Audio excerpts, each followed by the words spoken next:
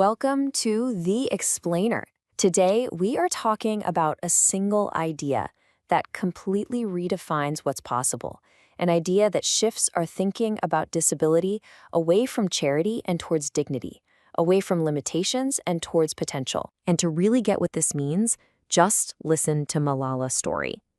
Born with spina bifida in the Philippines, her self-esteem was so low she even thought about suicide. But then, a community program helped her get her education. She took leadership training, and today she leads a local organization for people with disabilities. Her story isn't just inspiring, it's a perfect example of the power we're talking about. So how do we get more stories like Malala's? Well, it all starts with a huge shift in how we think. A move from seeing people as recipients to seeing them as participants. For a long time, the dominant view was the medical model. You can see it on the left. It looks at a person with a disability as a problem to be fixed, a passive object of charity. This creates dependency. But the new way, the empowerment model, flips that script entirely. The focus isn't on the person's impairment anymore. It's on their rights. It's about removing the barriers in society that are holding them back. So what problem is this new model really trying to solve? It's a feeling called disempowerment. You know, it's that crushing sense of being powerless, of having no voice, no value. It comes from stigma, from being excluded, and from the low expectations of others. It turns people into objects of pity instead of the powerful agents of change they can be. And this isn't just a theory. The real-world cost is absolutely devastating. Take the story of Hansa in a rural Indian village. She was born deaf, with low vision, and an intellectual disability. The villagers didn't just ignore her, they called her the curse of God. Her entire family was shunned, which meant they couldn't even find work to survive. That is disempowerment in action. Okay, so if that's the problem, what does the solution, empowerment, actually look like? What does it mean to have a voice and real control? Simply put, empowerment is the process of getting that control back.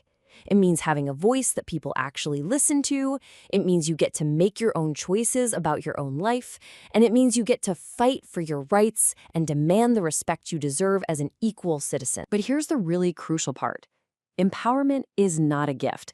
It's not something you can just give to someone. It has to begin inside a person. It's that spark, that realization that, hey, I am capable of changing my own life.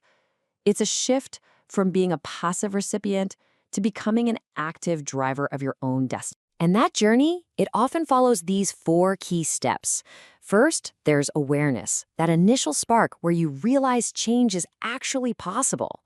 Then comes information, because knowledge really is power. That leads to capacity building, learning new skills, gaining confidence, and all of that culminates in the final step, real, meaningful participation in your family and your community. All right, so that's the theory. It sounds great, right?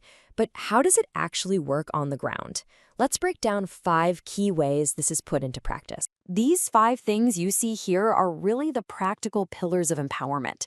To show you what I mean, we're going to zoom in on 3 of the most powerful ones. Getting communities moving, getting involved in politics, and building strength in numbers through support groups. Let's start with a huge one, political participation. This is about making sure people with disabilities are not just talked about, but are actually at the table helping make the decisions that shape their lives.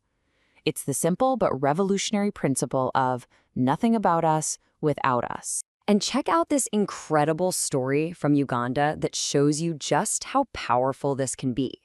A bank refused to build a simple wheelchair ramp, so a disability organization took them to court. And you know what? They won. And the court didn't just order one ramp for one branch. They forced every single branch in the country to become accessible. That is how you create systemic change. Okay, another key strategy is community mobilization. This is based on a really important idea. Disability isn't an individual issue to be solved in isolation. It's a community issue. Real, lasting change only happens when everyone, local leaders, families, neighbors, gets involved and works together. Look at this fantastic example from Ethiopia. There was a broken bridge that was a pain for everyone to use, but it was especially difficult for people with disabilities. So by framing it as a problem everyone shared, organizers got the entire community to help fix it. And that one shared project, It opened the door to much wider conversations about including kids with disabilities in the local school. Now, this next one, self-help groups, is so important. We're talking about small, often informal groups where people with similar experiences come together.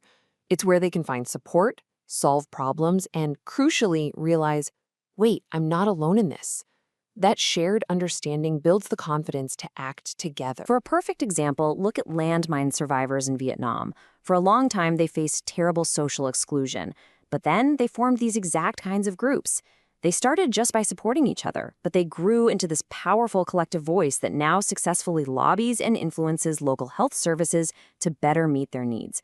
It's an incredible transformation. All right, so we've seen these different pieces in action: political action, community work, self-help groups. So how does it all fit together? In this last section, let's see how empowerment becomes the actual foundation for building a truly inclusive community. Now, this might look a little complex, but stick with me for a second. This is the Community-Based Rehabilitation, or CBR, matrix. It's a big picture framework that organizations like the World Health Organization use. You see the main areas of life: health, education, making a livelihood, social life. And then you see that last column: empowerment. But here's the thing. Empowerment isn't just one more column in a chart. It's the engine. It's the power source. The actions inside that column, advocacy, community mobilization, political action, they're the things that drive progress across all the other areas of life. Without it, the rest of it just stalls. So in the end, you can think of those 5 components: health, education, livelihood, social, and empowerment as 5 interconnected pillars. They don't work in isolation. They have to work together, with empowerment as that central, driving force to build the foundation for a society that really, truly includes everyone. So if there's one thing to take away from all this, it's the sheer scale of the shift in thinking. It's a move away from charity and towards rights. It's a move away from isolation and towards inclusion.